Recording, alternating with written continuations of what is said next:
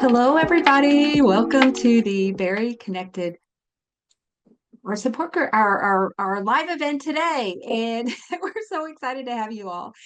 Today, we're being joined by Kim, and I've met Kim, I think probably 2 or 3 years ago at a retreat, a bariatric society retreat, and became friends right away. And basically, she's actually been on several of these events before, so. If you have any desire after this one to go back and listen to some of those, I will show you how to get on our YouTube channel. And it's been really just an exciting adventure. Kim is one of those people, once you meet her, you're going to be drawn back because she's in this such like little niche spot of being able to help people not only as a dietitian in the bariatric field, but also in the field of athletics, like those people that are actually wanting to train, build their body muscle, build, tone and all of those things. And nutrition kind of is a little bit of a game in that field because not all dietitians are aware of the sports background. So Kim has some specialty there. I'm going to let her do a more formal introduction, but in the meantime, too, I see some of you coming on. I want to just say hello to each and every one of you that are saying hello from all over the United States. Um, and a lot of times we have people joining outside of that. So surely let us know also where you're from.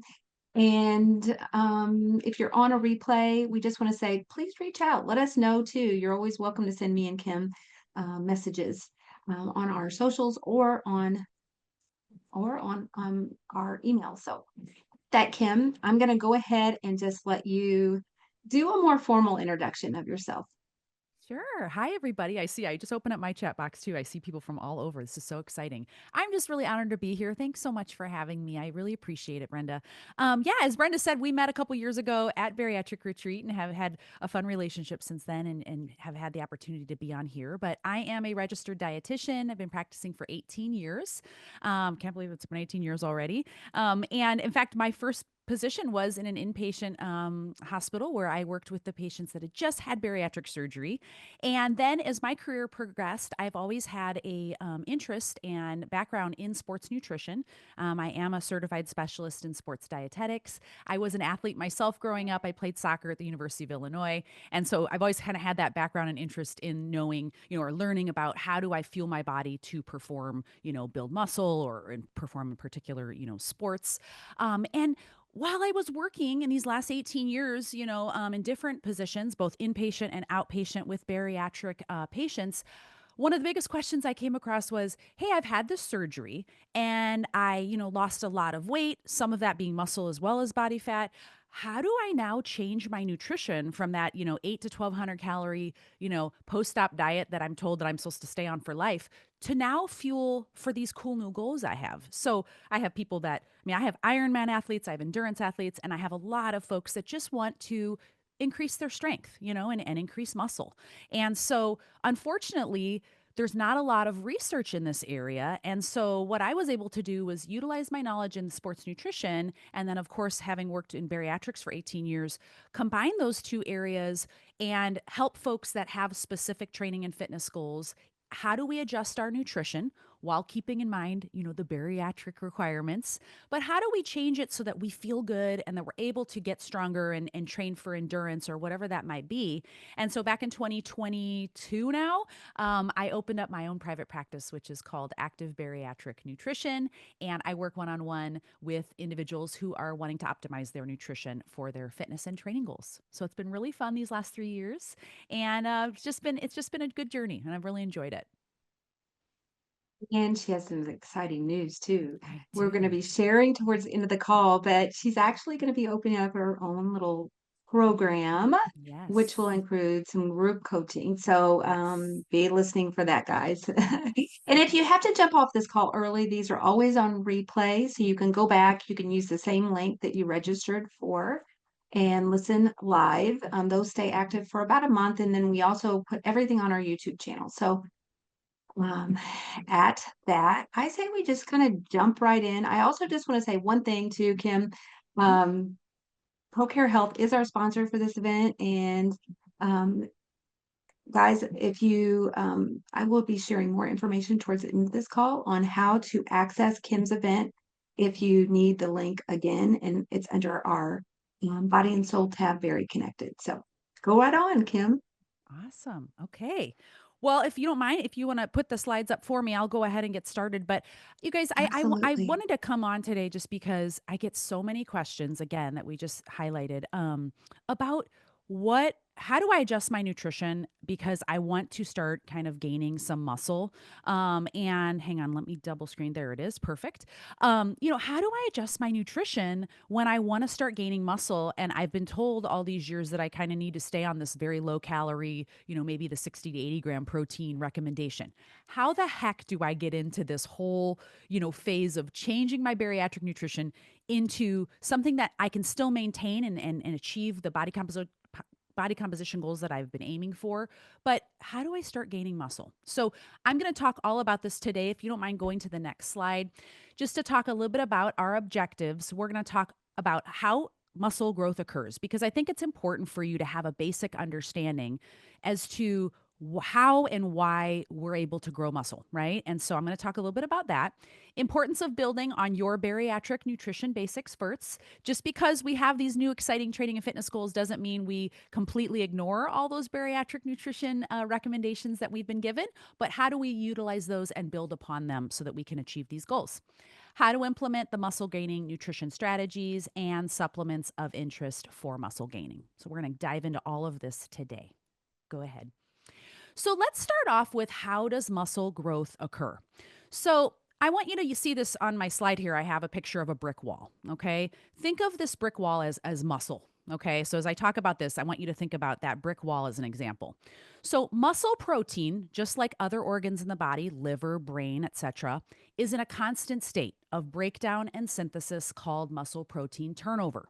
So it's basically the difference between muscle protein synthesis and muscle protein breakdown. Muscle protein synthesis is that process of incorporating amino acids into your muscle proteins. So, again, if we use this picture, think of each of these bricks as amino acids. And amino acids are part of protein. That's what makes muscle, right? So, when we want to build muscle, we want to incorporate those amino acids, right, into the muscle so that we can build. Now, muscle protein breakdown is the process of breaking down muscle into those amino acids. So, for example, if you are sick, you're injured, you're in a severe caloric deficit, oftentimes our body might utilize muscle as an energy source to take those amino acids out to be used and prioritized for whatever our body needs. And so, when that happens, we can see our muscle tissue decrease. Now, renewal occurs at a rate of 1 to 2% per day, and complete renewal of muscle tissue happens every 50 to 100 days. I always think that's kind of a cool fact because you think about your muscle tissue is completely turned over and renewed every 50 to 100 days. Now, that process is impacted from nutrition, it's impacted from, of course, your workouts, etc. But constant turnover allows muscles to adapt to different conditions. So growing larger with exercise stimulus or smaller with inactivity, or like I mentioned, if you're sick, ill, injured, not using those muscles, we can see a decrease in muscle mass. This process requires protein. So, today, you guys, we're going to be talking a lot about protein, which is those amino acids that are the building blocks of protein. We're going to spend a lot of time on that today. Now, if muscle protein synthesis exceeds muscle protein breakdown, this is when we see that muscle growth occur. So, for those of you listening that are like, hey, I want to grow muscle, we need to think about how do we adjust our nutrition so that we're providing our body energy to build muscle, right? Now, when you're in a caloric deficit, like many bariatric individuals are, especially in that first year post op, when we're really going through those initial diet progressions and your restriction is at its strongest, maintaining or slightly increasing protein intake can help to preserve muscle mass to offset that increased muscle protein breakdown that can occur during that lower caloric intake phase. So again, this is why when we talk about, how we're going to gain muscle, it's interesting and more specific for bariatric individuals because you are in a reduced caloric environment. And so we have to really prioritize our protein intake and, of course, our resistance training to help with this muscle gaining goal. Okay, go ahead to the next slide. So, why is resistance training important? I would be remiss if I didn't talk a little bit about this part of the equation. Of course, today we're focusing mostly on nutrition for muscle gain, but resistance training is the stimulus required for us to begin gaining muscle. So if you've maybe never really incorporated a resistance training routine or you don't know where to start, I'm going to talk a little bit about it on this slide where we discuss kind of what are the minimum requirements to help you to get working in that process. But resistance training is so important to this whole goal. So a couple facts: resistance training elevates muscle protein synthesis or muscle growth for 24 to 48 hours after a workout. So I want you to think about that. Without us even talking about nutrition and putting the fuel back into our body, just the act of going and doing a resistance training workout primes your body to grow. Okay. So when we lift, we experience little muscle fiber tears that are in the muscle tissue. And just the stimulus of resistance training starts that process of priming our body to take in nutrition so that we can grow muscle. So, resistance training right away, we're already ahead of the game if we incorporate that because it's going to help you to gain some muscle. Now, resistance training increases muscle sensitivity to the amino acid uptake, specifically leucine. And I bet a lot of you listening right now have heard about leucine, and maybe you've been told that you should supplement with branched chain amino acids. We'll talk about that a little bit more later. But what's cool about resistance training is just the act of doing it primes your body to take amino acids in more easily that can help you to grow. And we're going to talk about leucine, which is a particular branched chain amino acid that is very important for muscle growth and why and how much we will need to incorporate in our diet so that we can stimulate this process. Now, research by Schoenfeld in 2016 suggested the following resistance training guidelines. So, for those of you that are maybe beginners or you're just trying to learn, like, what should I be doing for lifting? Training each muscle group at least 2 times a week results in larger muscle gains. So if you're wondering how many times a week should I begin resistance training, 2 times a week is a great minimum amount.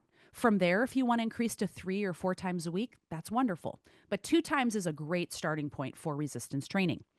Multiple sets increase muscle protein synthesis more than just a single set. So if, like, let's say we're doing bicep curls, if we do 3 sets, 2, 3, 4 sets, that's going to stimulate more muscle gain as compared to just one set. And then different rep ranges can work. So the research has, kind of suggested that there's no one perfect rep range, like 8 to 12 or 10 to 15 or 4 to 6. What's more important, guys, is that you are pushing your body to incorporate progressive overload principles, which means increasing your weight over time to really challenge yourself, right? And so when you're programming your lifting routine, you want to make sure that each week that you're going to the gym, you're trying to gradually increase. And that may not happen every single workout, but you can either increase the weight, you can increase the reps or change the reps. There's lots of things that you can change that will stimulate muscle protein synthesis and gains. So I always advise you to find a certified personal trainer that has great, experience, but even particularly if they have experience with bariatric individuals, that's even more of a plus to help you to develop a program that's safe and effective and will help you to start gaining some muscle. If you don't mind going to the next slide for me. So let's talk now about nutrition, okay? And I always start with this because oftentimes when we discuss, how to gain muscle, the first thing people want to talk about, is like, okay, how much protein do I need? What supplements should I be taking? And for someone that's had bariatric surgery, I like to start right here, which is we need to nail our bariatric nutrition basics first. Because I want you to think about you've had a surgery that has permanently changed your body in the amount of food that you can take in, that you can absorb. And so that right away puts you on a different playing field than someone else. Okay. And with those surgeries, you're going to have very specific nutritional guidelines afterwards that you are advised to follow, obviously, to basically meet your very basic needs. So I always advise folks, we want to start with this first. If you aren't able to meet your bariatric nutrition guidelines, how are we going to layer on more specific sports nutrition guidelines if we're not doing these things first? So I just want to touch on these and remind you of the importance of these because they play a very critical role in your journey as we move forward. So again, some of the basics that I know you've all heard hundreds of times. we really want to focus on eating our protein food first at each meal or snack. Okay. That's still the star of the plate. We want to still build our meals around our protein. No matter what your goal is, protein is very important because, as I just mentioned a little bit ago on the previous slides, protein is so important if you want to just maintain your muscle as you lose fat in that initial stage when you are in a low caloric environment. So we always want to focus on our protein food first. We want to balance our plate as we're able to, liberalize our diet. We want to start increasing intake of fruits and vegetables and whole grains, heart healthy fats, and I'll give you some examples here in some upcoming slides. But I often hear from folks, hey, I'm not seeing any results. And when I look at their intake, they're so hyper focused on protein, protein, protein that they don't have hardly any intake of these other nutrients. And guys, carbohydrates and fats are very important for our body in order to move, right? We're going to talk about carbs and how important they are, heart healthy fats so that we can absorb the fat soluble vitamins. Those are important to have in our diet. So, yes, protein's important. We focus on that first, but we should be at a point some point, beyond that initial post-op phase where we're starting to incorporate these foods. So we're eating a little bit more balanced so that you can get more nutrients in your diet. And then meeting your fluid goals daily.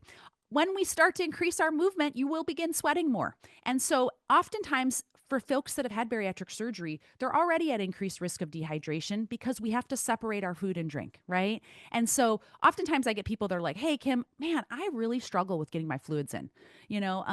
Trying to just drink plain water, it does not go well for me. So I have to add flavorings or I have to drink other things. That's okay. I get that. But when you're increasing your movement, and for those of you that are now lifting, fluid is so important for hydrating the muscles, to prevent injuries, also for recovery. If you want to lessen that soreness that you have after hard workouts, we got to be hydrated. So making sure that we are drinking adequate fluids, and I'll talk a little bit more about that here in a bit. We need to be making sure we're drinking our fluids throughout the day. Eating on a consistent schedule. Again, if you are trying to gain muscle, we don't want to be skipping meals, right? Think of it this way. If you are going into a workout not, adequately fueled, are you going to be able to push yourself, hard in the workout if you're fatiguing because you haven't eaten since the day before? Probably not. You're not going to have as good of a workout. You're not going to be able to do as many repetitions or increase that weight that week. And that can be because we're skipping meals. When we've already had bariatric surgery, you're already limited as to the amount that you can consume in a day, right? If you then throw in skipping meals, fasting, those types of things, going into workouts, not adequately fueled, you're not going to get the most out of your workouts, which in the long term will result in less gains. So I really want you to think about, I need to be eating consistently, at least 3 meals a day. Give it an effort to get some intake in. That amount's going to be different for each of you that's listening, but we want to be getting fuel into our body on a consistent schedule because that helps us be able to grow. Okay. Taking your bariatric vitamins and minerals every single day. And this presentation is hosted by Procare. And so I want to touch on this because oftentimes we think about the macronutrients.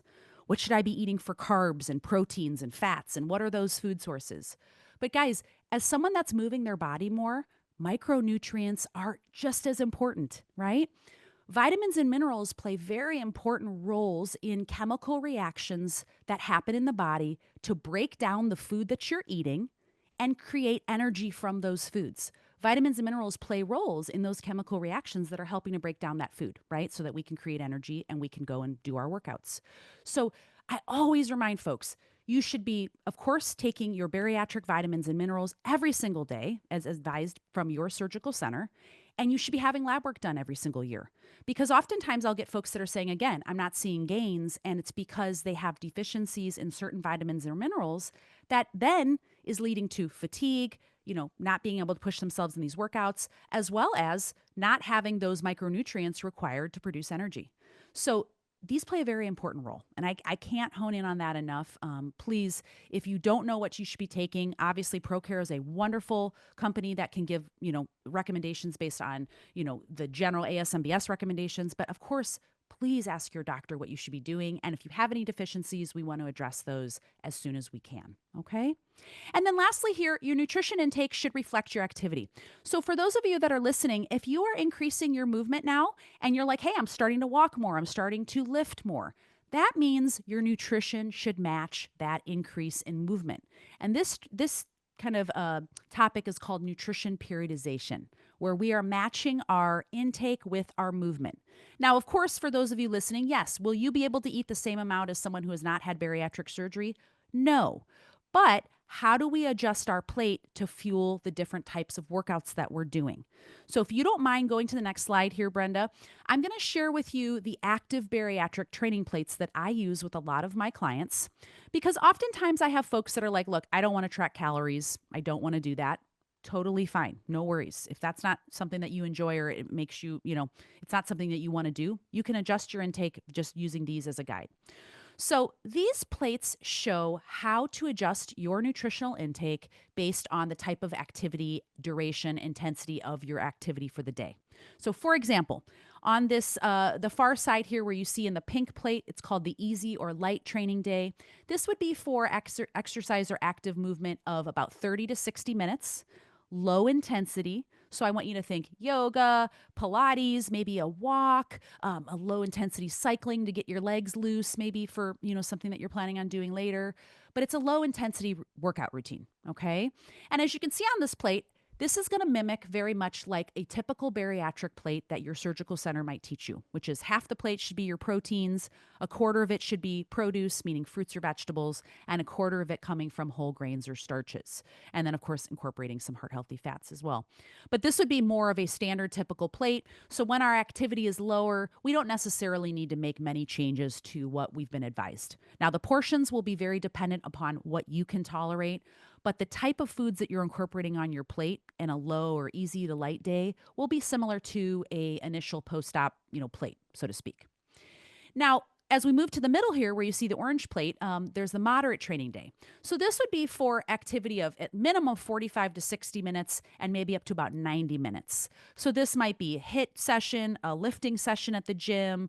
Maybe you're going out for a jog, like a 5K. So in that duration of about 45 to 90 minutes, but a little higher intensity. And on this plate, you're going to notice that there are more carbohydrates on the plate. Because what I failed to mention just momentarily ago was carbohydrates are the main energy source for our muscles at moderate to high intensity levels.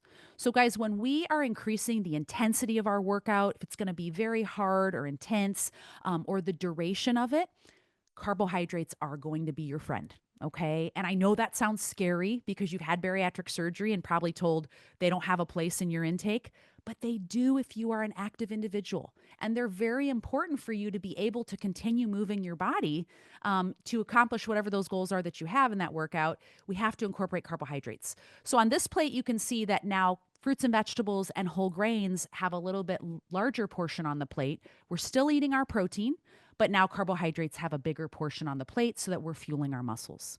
And then lastly here, the high intensity training day would be for those of you that are doing more endurance training. So for example, at least 60 to 90 minutes and above that. So think of half marathon, full marathon, endurance cycling, triathlons, Ironman.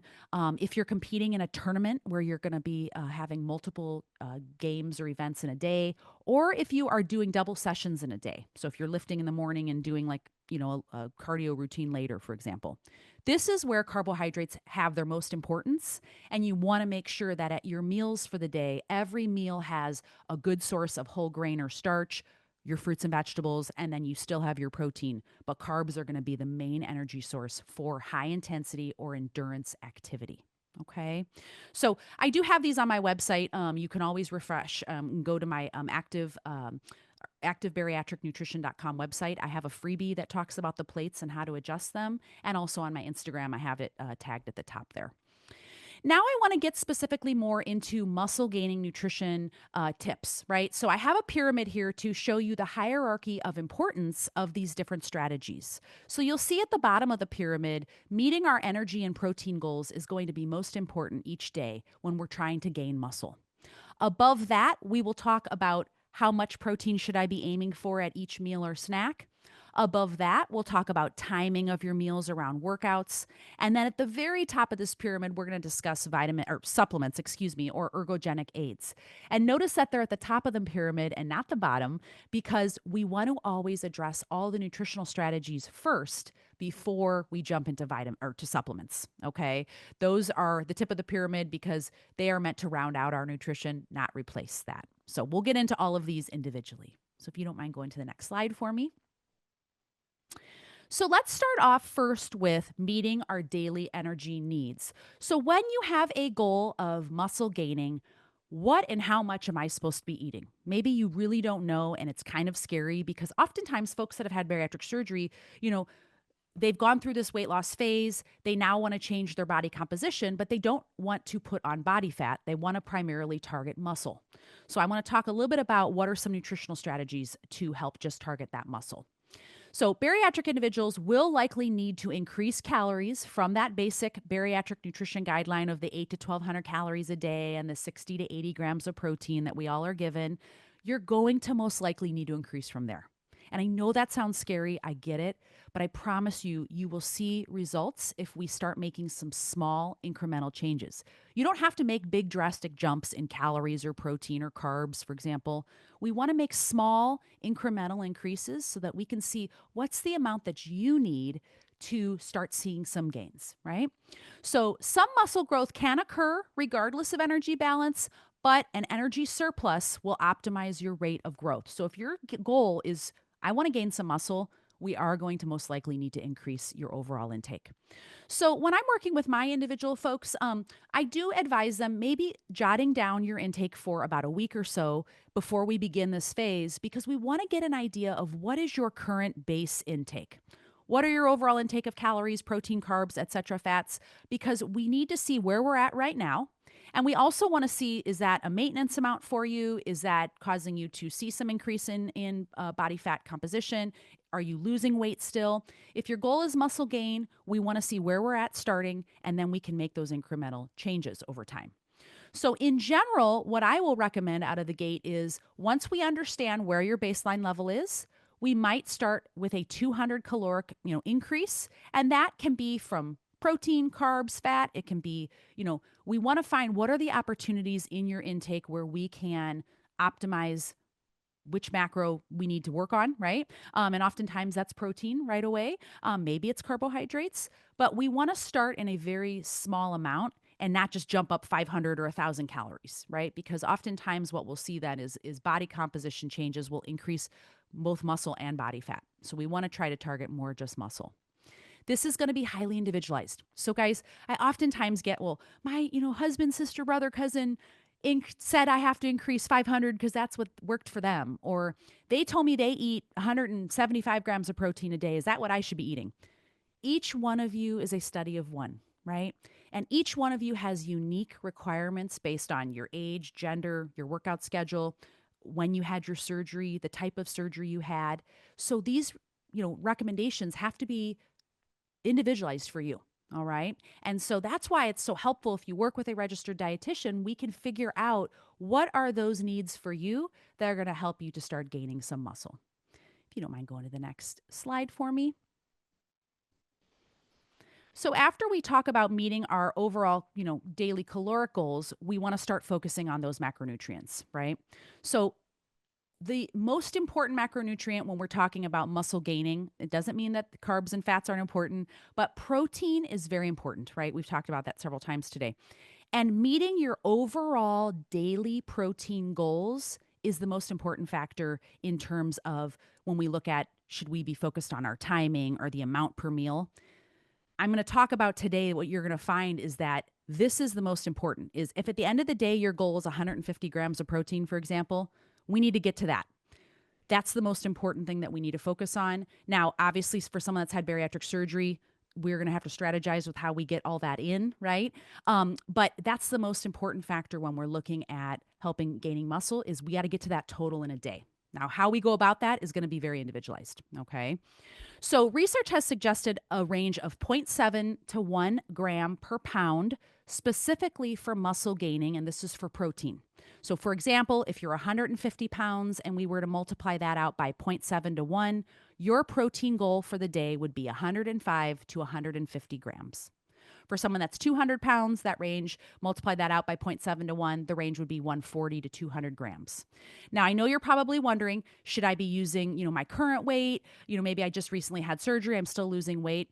If you're still in that weight loss phase, you guys, you can use your goal weight that was determined by your surgeon. Or if you know your lean body mass, you can use that and multiply that weight out into these ranges. Okay. But we don't want to use the weight right after surgery, or maybe if you're still in that process of weight loss, we want to use that goal weight or maintenance weight or lean body mass, if you know that. And multiply that out by these numbers to get your range. Now, when I work with folks, of course, oftentimes we want to always do more, right? More is not always better, right? Start at the low end of this protein range first and build up over time. Okay. Oftentimes, more is just not that beneficial. So, we want to start on this lower end and see how you tolerate that and how that fits into your daily schedule. And we can always go up from there. Okay. So, start at the low end of this range first. And then I often get questions about, what's better, animal protein sources versus, plant-based protein sources. Well, what the research suggests is that animal protein sources do produce a greater anabolic response, which is muscle growth, than plant-based proteins on a gram per gram basis due to the higher leucine content that is found in animal sources. But you can still gain muscle eating a wide variety of plant-based proteins. So please don't hear me say, for those of you that might be vegetarian or vegan, that you can't gain muscle. You absolutely can. It just requires a wider range of plant-based protein intake so that we're getting all the essential amino acids into our diet, specifically that leucine that's helpful for muscle protein synthesis. So leucine, as I mentioned earlier, is an essential amino acid, meaning we do not make it in our body. We have to get it from our diet. And this is an important amino acid that uniquely stimulates the process of muscle building. Okay. Aiming for about 3 grams of leucine per meal, this corresponds to at a minimum about 20 grams of protein. So I want you to think about a 3-ounce piece of chicken, 3 to 4 ounces, chicken, turkey, beef, pork, seafood. That's going to give us about 3 grams of leucine and about 20 to 21 grams of protein. That's the amount each time that we sit down to eat that we want to aim for, because it's going to provide us with that stimulus, that amount of leucine that we need to build. So foods that are rich in leucine, as I just mentioned, chicken, beef, eggs, cottage cheese, salmon and tuna, soy-based products, lentils, and seeds do have some leucine. You just have to eat larger quantities to reach the amount that you need to stimulate this muscle protein synthesis. If you don't mind going to the next slide. So how many of you, if you don't mind, I know you're listening, I can't see you, but I want you to think how many times you have heard this, that your body only absorbs 20 to 40 grams of protein at a time. If you don't mind, in the comment box, how many of you have heard that? If you want to just say, yeah, me, Kim, I've heard that. Because this has been very commonly promoted out there. Your body only absorbs 20 to 40 grams of protein at a time. That's all that you should be eating. And of course, for someone that's had bariatric surgery, that actually is pretty common amount of intake because that's all you can tolerate. So that's not unusual. Yes, I see all of you saying yes, yes, yes. Perfect. So I want to highlight this study because this has really changed our way of thinking when we think about how to distribute our protein throughout the day. So there was this study in 2023 done by Tromelin and his colleagues. And what they studied was they compared a certain amount of protein. So 0 grams, 25 grams, or 100 grams of milk protein on muscle protein synthesis rates over a 12-hour period following a resistance training workout. Okay, so they looked at those 3 amounts of protein after a lift to see how much is the amount that's kind of like the max that our body will take in to stimulate this muscle protein synthesis or this growth. Okay. What they found was muscle protein synthesis rates were much higher following ingestion of the 100 grams compared to 25 and 0 grams of protein. And what this data suggests is that an ingestion of a large amount of protein results in prolonged absorption and anabolic response. What does that mean?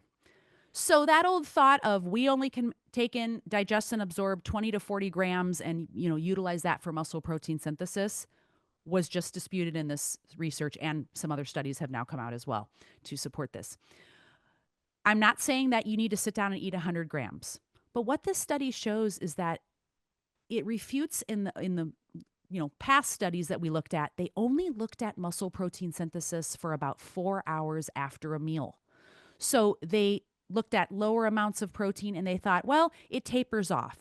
Well, that's because they didn't widen the range. And what they found is that when you eat a larger amount of protein, your body does digest and absorb it, and your muscle protein synthesis rates do increase over a longer period of time because it takes longer to digest all of that protein. So, what this means, especially for someone that's had bariatric surgery, I'm not saying that you should sit down and eat 100 grams, but we can throw away that old process of that restriction of I can only eat 20 to 40 grams or my body won't use it. It's just going to be stored as fat, right? I don't know. You can utilize larger amounts of protein to continue to grow muscle. So it just shows that there is no clear upper limit to the amount of protein consumed that's digested and absorbed and can lead to muscle protein synthesis. So you can certainly go above that 40 grams if you can tolerate it.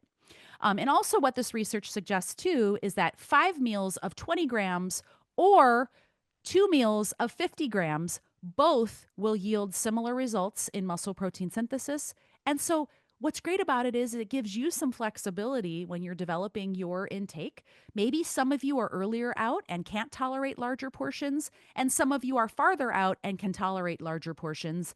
You don't have to be restricted to that, 20, 40 gram window only. You can certainly do more than that if you'd like. Okay. So, key takeaway for bariatric individuals, I still recommend, just because we are limited to the portions that we can tolerate at each meal, to try to stay, we want to hit that 20-gram minimum dose, right? Because we know that that's an important amount to help us stimulate muscle protein synthesis.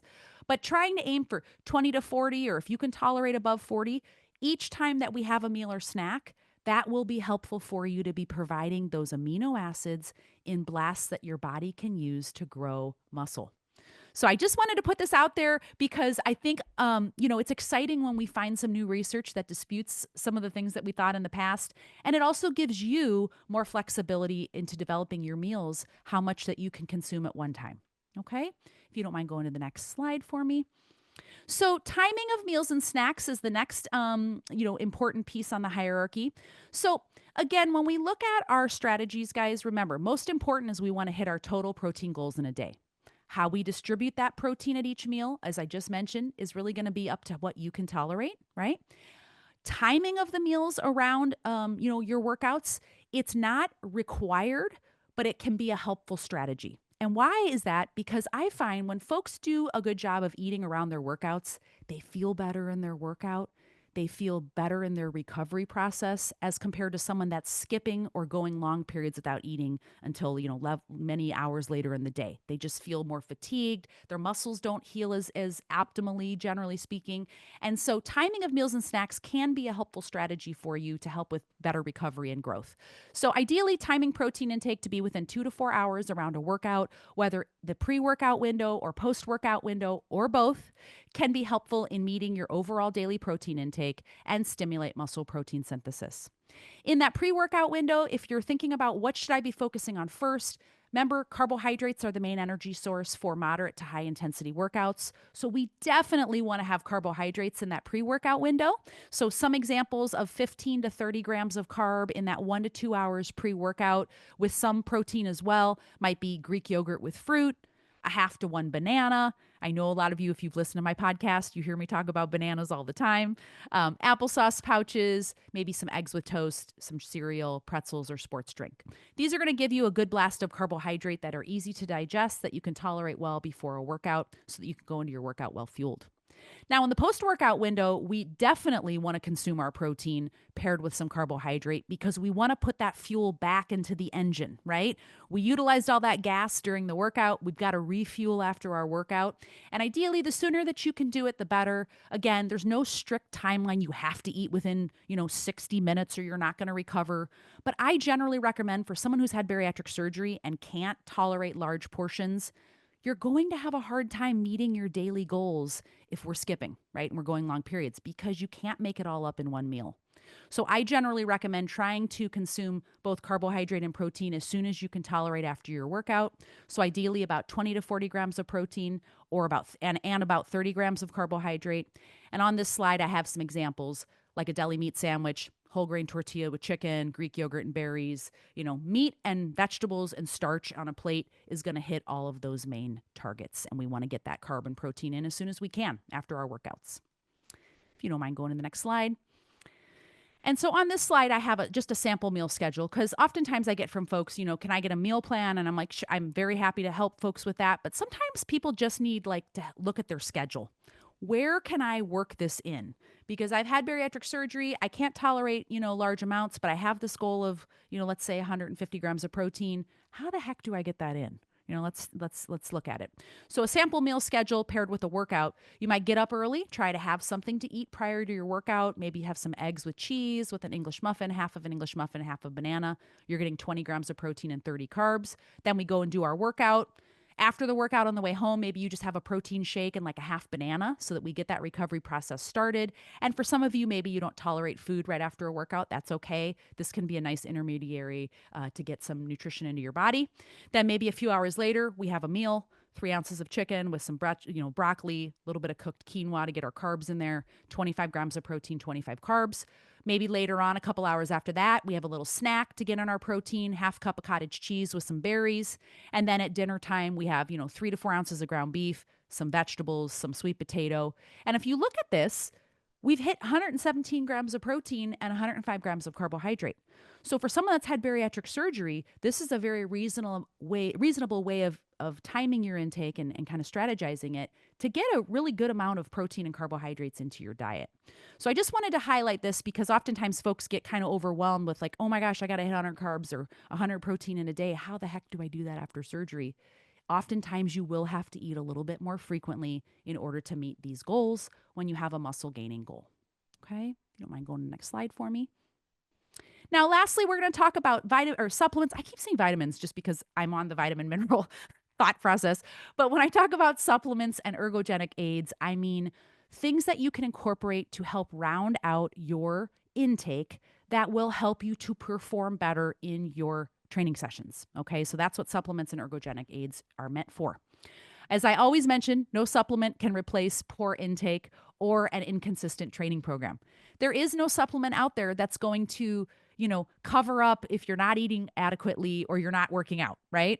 I wish there were. But unfortunately, despite what a lot of folks might say online, just take this and, you'll meet your goals. Guys, if we don't have our basic, nutritional intake in place and we're not working out consistently, you're not going to see these muscle gains, okay? Now, I want to highlight just a few. There are others that I will talk about, and I'll mention here in a minute when I'm going to be sharing more information about a program I'm about to start. But these are just two of the main ones that I want to just share with you today. Creatine monohydrate is a very, very well studied. In fact, it's the most studied supplement in the world. It has been around for a very long time. It is very safe and efficient. Always, always, always talk to your physician before beginning any supplement because you may have medical conditions that may, rule out certain supplements. But please chat with your doctor before beginning any new supplement. But creatine monohydrate is the most studied supplement. It is linked to increase in muscle size, strength, power. And there are newer studies now looking at bone, brain health across the lifespan, meaning everywhere from child all the way up to the elderly, women and men. Creatine has been studied in, and we're seeing really wonderful, results in terms of helping these different areas in our lives. Our body synthesizes creatine. So a lot of times I get from people, they're like, is this a steroid? What is this? No. Every one of us makes creatine, okay, in our body, in our liver, okay? But it can also be synthesized from eating animal proteins. So for those of you that are vegan or vegetarian, you may not get in additional creatine in your diet, and you only can rely on what your body makes in a day. So oftentimes vegetarians and vegans really benefit from supplementation of creatine. Now, what does creatine do in the body? Why would we want to supplement it? And how does it result in increased muscle strength? So creatine is the first energy source your muscles will use for explosive movement. So let me give you an example.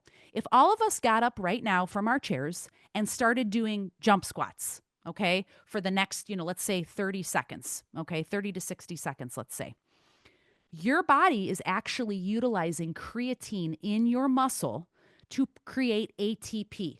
ATP is the energy currency in your cell that allows you to repeat those explosive movements.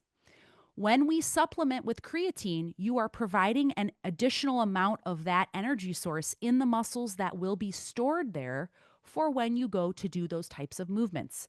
So if you are lifting, if you're doing jump training or sprint training, creatine is very important.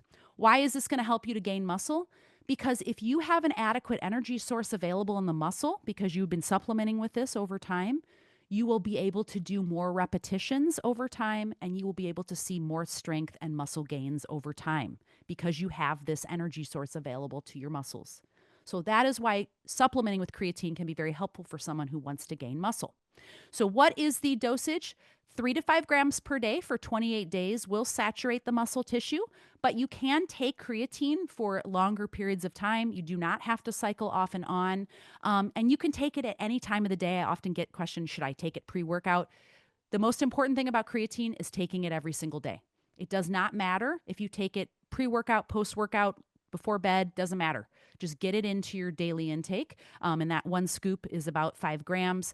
And recommendations for, brands that I don't have any affiliations with companies, but I like Thorne and Clean Athlete. These both have NSF certifications and are tested for purity and potency. And so those can be options for you. But remember, daily consistency is key for creatine. Okay. And then protein shakes. I often kind of get that debate like, should I be having protein shakes? Are they bad for me? So, again, I'm always going to encourage you to try to meet your protein through your dietary intake. But for a lot of you, that's challenging because we can barely get in that amount of solid food, right? Before we feel too full. So, protein shakes can be a helpful way to boost overall protein intake to help you meet your daily goals for the day. And when we think about which protein shake sources are best, whey protein does have a higher leucine content as compared to casein, but both are helpful. Soy will also have a good amount, but whey protein concentrate, isolate, casein does have the leucine that you need, so you can utilize either of those.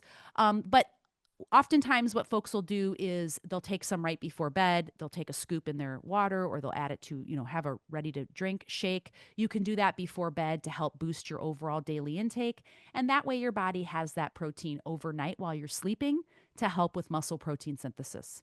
So taking a shake or a scoop before bed can be a helpful strategy as well to help you meet your daily goal for the day. Okay?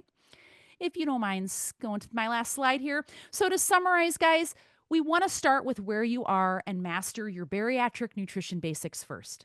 So we're drinking our adequate fluids, we're taking our bariatric vitamins and minerals every day, we're eating protein, we're not skipping.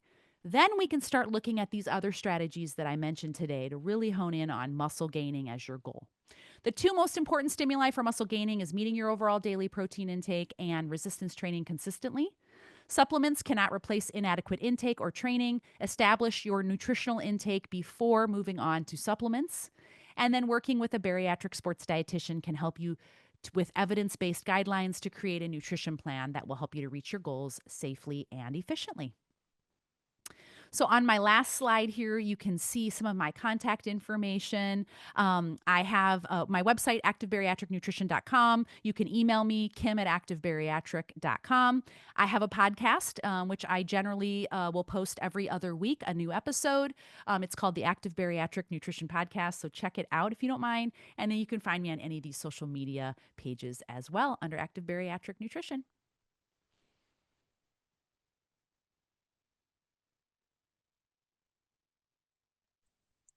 And I'm going to post those in our chat box here just shortly, just so that you Awesome. guys can easily click onto those, the ones that I do have. I also want to say there is some questions coming in, but before we Yeah. do that, Kim, how Yes. about we have you share about your upcoming program? And I'm going to be Yes. changing screens to be able to share that.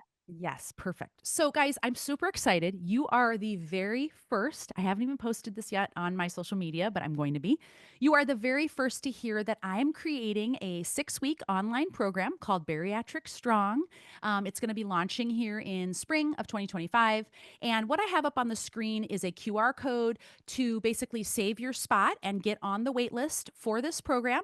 And you'll also be the first to just receive information about the program. So, if you want to screenshot screenshot this. This will bring you to a page where you just put your email in. You'll be added to my wait list. And that way I can provide to you the course information so that you learn more about it, secure your spot first in case I do fill up, because it will be limited, so that you learn more about the program. And just to summarize basically what it is, we're going to be talking about more specifically nutrition planning. I will be providing individual meal planning. You'll be having lifting workout protocols. We'll be going through these strategies in more detail, but also we'll have a community component. I'll be on there every single week answering your questions. Hopefully you'll really find this information helpful. I think it's going to be a really, really fun program. And I'm so excited to finally launch it because I've been wanting to do this for a couple years. So please join this list. And that way you'll find out the information as soon as I launch it. Wonderful. And I'm going to post that to the chat. If you're listening on later, for those who will be listening on a replay, I'll be having that in the description as well. So I'm going to stop sharing that for just a moment so that I'm able to do that. And Kim, the actual link, instead of just the QRC, Yes. let me see. I guess I could try to see if I can get that here. I can send you that link too. Okay.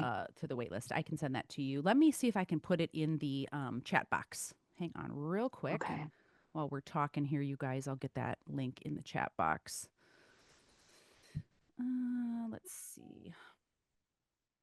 And then I'm happy to answer any questions while I am getting that link up. And I'm posting it on our Facebook page too, because we have some listeners there. We are having questions come in from both sources. So guys, if on this forum, on Zoom webinar, if you're posting questions, the best way to post them is if you're in the live event to post them in the Q&A. If you're posting on Facebook, just post them in the chat feature. That way we can try to get it to as many as we possibly can. Let me see. I got it. I just found my link here. Did you? Okay, I was going to Yes. say I can try Got it here too. Okay, so let me change this to everybody. Hang on, sorry, guys, my mic. Hang on. Everyone. So here is the link, you guys, to the wait list. And that way, hopefully, can you see that down there, everybody? That is the link to the wait list for this program. And again, like I mentioned, just sign up and I will be sending out information. And if it's a great, fit for you, wonderful. If not right now, that's okay. At least you'll learn more about it because I'll be doing it throughout the year multiple times. Okay, and I just posted that to Facebook too as well. So I'll also include it in description. So for post event replays and that type of thing, Awesome. people will have it as well. And I think we're kind of getting ready here just to jump into these questions. You bet. Happy to. Okay. So I'm going to take a couple from Facebook because let me see. Actually, I think you answered the questions on Facebook as we were going through, from what I can tell. I think you were really thorough. People were asking questions and then, you get your questions answered. So that's awesome. Good. And here it looks like we have quite a few in the chat box. So I'm going to go ahead, or in the Q&A box. So I'm going to start there. Charity asked, remind me, when is the best time to take creatinine, and what is the suggested dosage for women, bariatric patients 50 plus? Yep. You may have answered that already, and how do you usually take it? Mixed in what? Yeah, great question. So first off, creatine can be taken any time of the day. You do not have to do it only pre-workout or post-workout, any time of the day. Remember, the main thing is consistency and taking it once a day, okay? So any time of the day, the dosage is 3 to 5 grams per day. You do not have to do the loading protocols that oftentimes you might see online, 20 grams a day for 7 days. You do not need to do that. And in fact, the loading protocol can often result in a little bit more GI upset. 3 to 5 grams a day, very well tolerated. It is a powder. They do have, there's more and more creatine coming onto the market now, little gels and gummies. But what I find is you have to take many more of those to get to the 5 grams. And so you end up having to buy more of the product. The powder is the most cost effective. It's 1 scoop. I find that it mixes better with warmer fluids. So I mix mine in with my herbal tea that I have, like midday, I have an herbal tea, and I stir that in there. Or you can mix it into protein shakes, oatmeal, yogurt. It's just powder. You mix it in. Okay. So anything that you want to mix it into a fluid or a soft consistency, it will, it'll mix in. Perfect. Wonderful answer. Okay. Donna says, what about using liquid collagen packets? Yeah. Yeah. So collagen, remember, the only thing about collagen is that it's not a complete protein. So it does lack some of the essential amino acids. Collagen is very helpful though for skin, bone, ligaments, tendons. And for someone that's had an injury, research has really suggested that it can be helpful for ligament, tendon injury rehab. And so, generally speaking, the dosage is 15 grams per day, but you want to pair that with vitamin C. Um, when people ask me, should I count collagen towards my totals? I just say this. Are you taking in protein from animal sources, meaning all the essential amino acids you're receiving in your diet? Do you take in whey? Do you eat dairy? Do you eat meat? If so, yes, you can start counting collagen because all collagen is it's just amino acids, but it's not a complete protein. So we don't want it to be our main supplement source for protein. We want it to be part of our overall intake, perfectly fine, but it shouldn't be the main source because it's incomplete. Okay, so collagen can be helpful, but necessarily for protein growth. Again, the number one most important thing is hitting your overall protein goal, right? From animal, plant based sources. Collagen can play a role in that, yes. Okay, wonderful. And what labs should be, and also on that collagen, you said Yeah. about 15 grams per Yes, day. Okay. yes, correct. Donna says, Veronica says, what labs should be run for vitamins and minerals? And I Oh, think that's probably, that's a big question. yeah, yeah. I'll be honest. I worked for years and years at a medical facility. I did all the lab work for our facility. Generally speaking, we had about 13 vitamin and mineral labs. We looked at calcium, vitamin B1, vitamin D, A, iron, zinc, copper, calcium and PTH. We looked at albumin. We looked at iron. If I didn't say that already, hemoglobin and hematocrit. I know I'm running these off quickly, but those are the ones that we generally tested very consistently for our bariatric individuals because those are the vitamins and minerals often that can be deficient after bariatric surgery. If you want to message me, I'd be happy to kind of type those out for you so that I'm not just shouting out a bunch of labs at you. So feel free to message me, kim@activebariatric.com, and I can send you that. But please ask your doctor. I'm sure they have a lab order. Thank you. Janie says, what plate should I use if I have gone from no exercise and in a wheelchair to using a cane and doing 45 minutes of chair exercise and walking with a cane 15 to 20 minutes a day?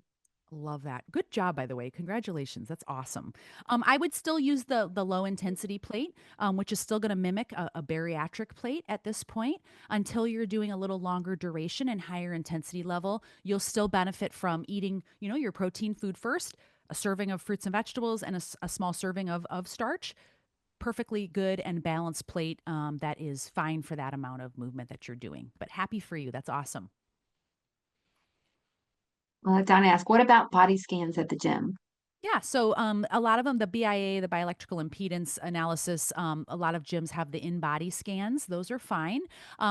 DEXA is going to be kind of more of the gold standard in terms of when we look at body composition. However, if you are being consistent and going and doing in-body scan, you don't want to compare different methods. You want to stick to one. What you're looking for is your trend over time. So if you can do an in-body scan at a gym, great. If you have a scan, in your home scale, if you do have the bioelectrical impedance in your home scale, again, as long as you're using the same scale or measure to do it, you can watch your trends over time. That's going to give you the most, helpful feedback. Okay. How effective is collagen versus whey protein if you're sensitive to whey protein where it causes a level of GI upset? Yeah, good question. So, first off, I would say, remember, as I mentioned, collagen's not a complete protein, so it's not quite as effective as whey because it doesn't have the high amount of leucine that whey does, and it's not a complete protein. You do need all those essential amino acids, but you could try whey protein isolate is going to be lactose free. I'm not sure what you're intolerant, you have an intolerance towards, but oftentimes whey protein isolate, although a little bit more expensive, it does take out the lactose and it lowers the fat in the product. And so oftentimes folks tolerate that. Alternatively, you could do soy, you could do pea protein as, sort of a vegetarian option as well. And those will have a good amount of leucine in them as well. Okay. How do I know if my protein shake is whey or something else? Generally, you'll see it on the back. So, oftentimes, if it's plant based, it's going to say on the front, like, plant based nutrition or vegan or for vegetarians, whatever. And on the back, if you look in the ingredients, it'll say usually whey protein isolate or whey protein concentrate. So, just look on the back and look at the bottom in the ingredients. And usually, it's going to be the first or second item listed there. Okay. Any idea how many calories in your sample meal plan, approximately? In that sample meal plan that I had up there, it was about 1,200. It's about 12 to 1,300. Yeah. Okay. How does fueling during endurance exercise change any of these recommendations, specifically cycling and running for 2 hours or longer? Yeah. So for endurance athletes, as I mentioned, so let me just start about the nutrition and then I'll talk a little bit about lifting. So for endurance athletes, protein's still very important, okay? Because in order to recover and heal your muscle when you're doing endurance events, protein is still necessary. So don't think that I'm just talking about all carbs and we don't need to worry about protein. You still need to get ample protein intake, for your events. And I wouldn't be able to give you a specific amount because I need to learn more about you individually and what you're doing in a week. But also, I want to remind you that as an endurance athlete, carbohydrates are absolutely 100% required. Okay. You cannot go low carb and do endurance training. So you would be between the moderate to high intensity plates on most days of the week. And most likely, as you are increasing mileage, depending if you're running or cycling, you're going to need to be in that higher intensity plate where we are incorporating more carbohydrates at each meal and snack in order to fuel your body so that you can continue to move your body for that duration. Okay. This person says, Albert says, I've been at a stall for 3 months. How do I break it?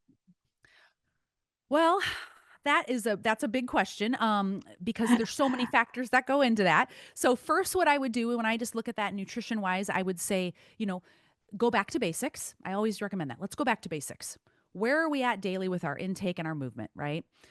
You might consider tracking your intake for a few days if you're interested, just to see where you're at. Are there additional calories coming in?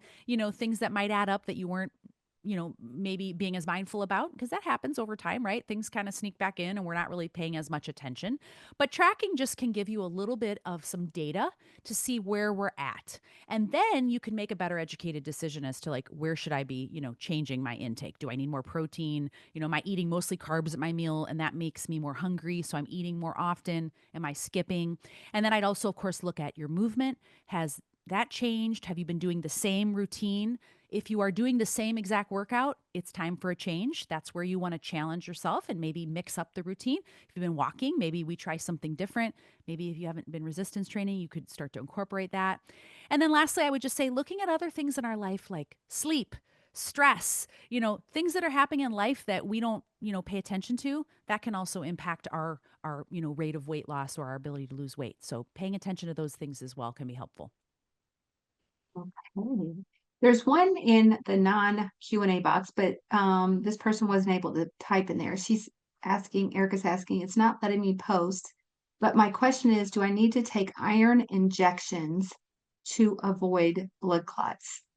That would be a question I would ask your doctor because I don't know anything about your medical, history or your what type of surgery you had, for example. So it would depend on your deficiency and again your medical conditions. So that is a question certainly I would ask your doctor. Okay. Donna asked, what about collagen protein in my coffee? Yeah, you can do that. No problem at all. Yeah, you can do collagen protein. So again, reminder: as long as you're eating other proteins that are complete, so whey protein, animal proteins, chicken, pork, beef, eggs, dairy, those types of things in your diet, you are absolutely welcome to do collagen in your coffee. No problem. Okay. And you mentioned two different uh, creatinine Creatine. Mhm. brands. What were those? Oh, sure. Thorn and Clean Athlete, I like personally. And again, I always just mention I do not have any relationship with them. I'm not trying to promote them. I just, as a dietitian, I like to, look at brands that are well researched, NSF certified, third party tested for purity and potency. Those are brands that are easy also in terms of the mixing. I've tried other brands, they don't mix as well. So I have liked those two personally, and have found them to be very easy to get online. You can find them on Amazon besides just going to their own websites. Wonderful. There's Elisa says she uses Thorn Yeah. also.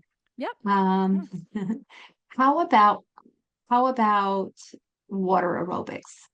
Yeah, wonderful. It's a low in impact activity. And again, you can get a really great workout and get your heart rate up, and there's some resistance in that water. So that's a wonderful way to get some movement in.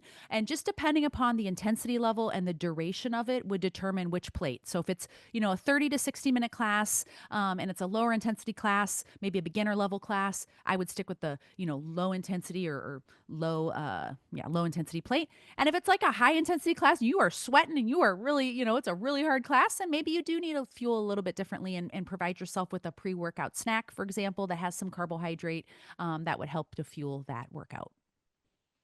Awesome. Kim, are you doing okay on time? There is a couple Yeah, more, but if you okay, I'm good. okay. We'll All take a good. couple. We have a couple more here. Somebody says I can't lift anything over 10 pounds due to a hernia, but I know I need to build upper body. What do you suggest? Well, so in that respect, I always try to recommend working with experts in that field. So a physical therapist is going to be able to give you wonderful recommendations. So what I would say first is you might consider reaching out to your doctor and asking, just talk to a physical therapist because they can give you all kinds of different modalities. But if you can't just do, for example, you don't have to just do overhead to get like shoulder movements. You can do holding a can of soup, and you could do some lateral raises or front raises. You can use bands that are going to be lower resistance. So there's different ways to still stimulate muscle growth, right? By utilizing different, resistances. So you could use bands, you can use the cords that have the handles, you can use cans of soup at home. You don't have to just go to the gym and use these big, weights. Start with where you are and what you can tolerate. But I would just conclude by saying find an expert that can help you. Even a certified personal trainer at the gym could give you some alternatives that would be safe and still feel good to you, that would help you to stimulate muscle growth. Hmm, got it, they say. Is there a plateau in muscle building like there's a plateau occasionally in weight loss?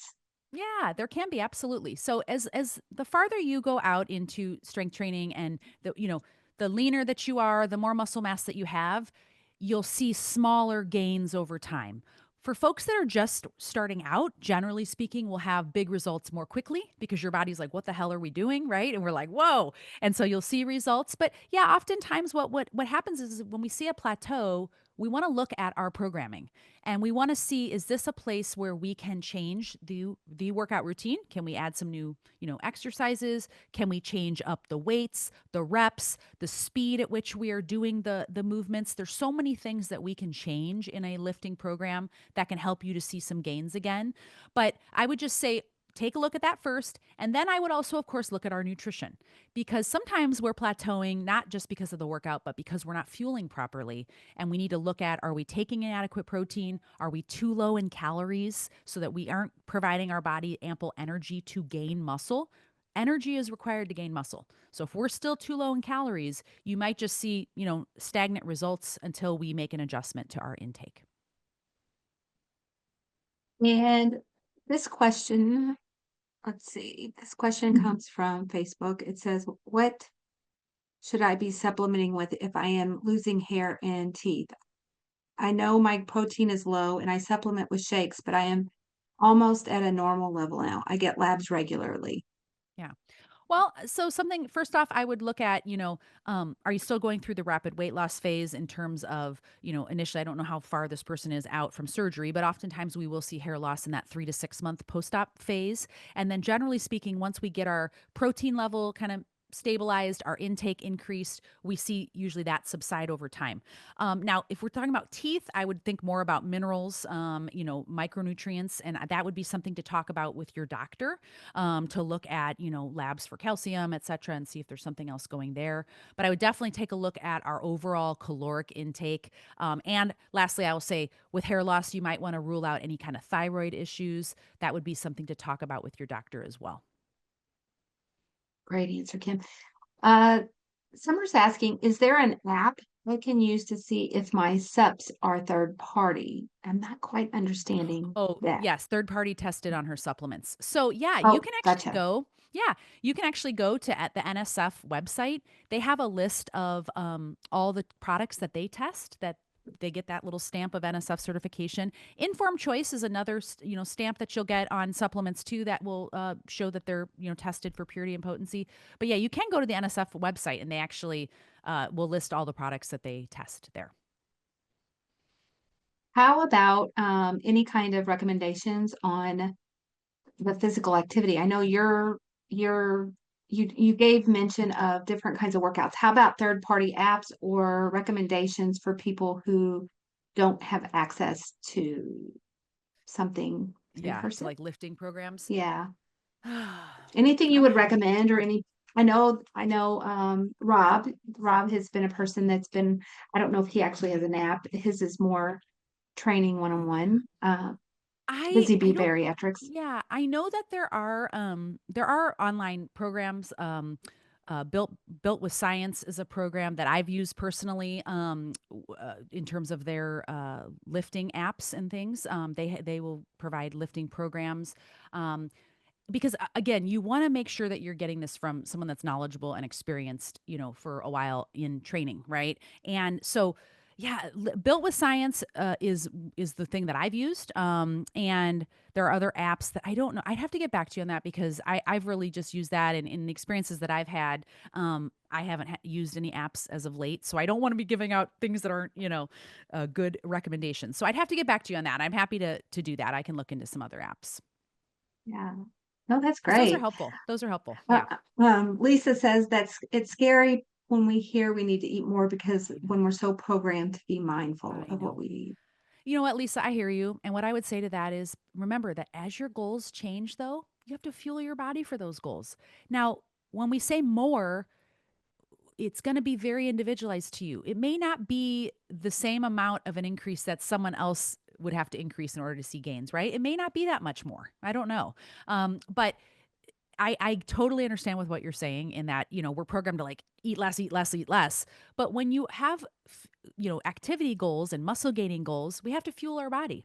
And that doesn't necessarily mean huge jumps or increases in calories and protein. It just may mean a little bit more than what you're doing. And we adjust that over time based on your results. So I know it sounds scary, but I promise you're going to feel so much better if you're better fueled for whatever those goals are that you're trying to achieve. Yes. Thank you, Kim. And Yeah. I just really appreciate you being here with us. I am going to give one last shout out to our sponsor, and um, and then we're going to have you close with Okay. telling us your closing thoughts. So be thinking on Sure. that. Okay. I know you just said so much, so it's kind of like how to incorporate all of that into one Yeah. one little summary. I'm going to go onto the Procare Health website here. Procarenow.com is our sponsor's website, procarenow.com. And when you get there, guys, if you have never tried Procare before, we do offer free samples. There's a little button right here at the top. It says interested in a free sample. It's at the very top of the page. Go in there and check it out.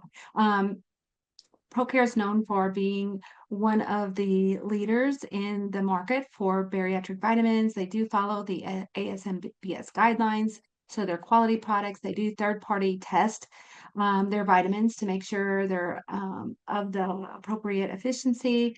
And when you get on there, you can look under shop and you can look under their bariatric multis, calcium, therapeutics, and proteins. We do have a couple on our banner here. We have a couple things that pop up. One of these is our new DS and SADie products. If you are a duodenal switch or a SADie patient, meaning you've had one of those two types of surgery, sometimes finding the right supplements can be really difficult. So there's not a lot of companies out there that do make those products for that special surgery. So please feel free to check that out. We also are doing a little promo on heart health. So the banner had just popped up on that. There is a discount on some of our supplements for heart health. And then we did have it on our banner, but we just ran out of our chocolate. So those are seasonal products, our calcium dark chocolate. And so now it is waiting till the next the the next season, which will be in the fall again. Other than that, we do have lots of other calcium. We also have a calcium supplement that's coming out within the next week and a half. and it's going to be a surprise. So you'll have to be watching for that. It's a new flavor of our calcium in the chewables. So be watching for that. I also want to mention under Body and Soul Resources, the episode, as I mentioned earlier, is under BariConnected. You can go under there, you can check that out. And when you get to that page, Kim's episode is listed on there. You can always click on there to listen to the replay. Okay. So if you want to listen again, a lot of times, whoops, if you want to listen again, a lot of times I hear things better sometimes the second time. So, your mind skips around as you're listening. So go back and listen and get pulling in everything. We also do put all of our episodes on our YouTube channel. There is a link. Please subscribe. If you subscribe, you get notifications of when new episodes are added. And also, you're welcome to follow us on our Facebook page and our Facebook group. We're always posting about new events upcoming. So I want to mention that. And podcast, if you're a podcast listener, it's interesting to me. Kim has a podcast. It's under Active Bariatrics, correct, Kim? Yes, Active Bariatric Nutrition. Yep. And you can find Yes. it anywhere you listen to your podcasts. So go in there, listen to Kim's podcast along with BariConnected. We'll be putting our episode replays on there in this episode as well. We always do that the Tuesday following any episode. So I'm going to stop sharing and just want to thank everybody for sticking with us. We had a lot of people were able to stay. I know it's lunch hours for a lot of people. Um, but yeah, thank you. We do have a text reminder too, which is awesome. So I don't have the link here, but it's on our BariConnected Facebook group under saved at the very top, saved at the top. So go in there and check that out if you want to subscribe to our text reminders. But thank you, Kim. Thank No, my you. pleasure. Thanks, you guys. And I appreciate you guys sticking along too with the presentation and all the great questions. I appreciate it so much. And thanks so much for having me. As always, I love coming on. Yeah. Thank you. And bye, everybody. Thanks for showing up for yourselves too.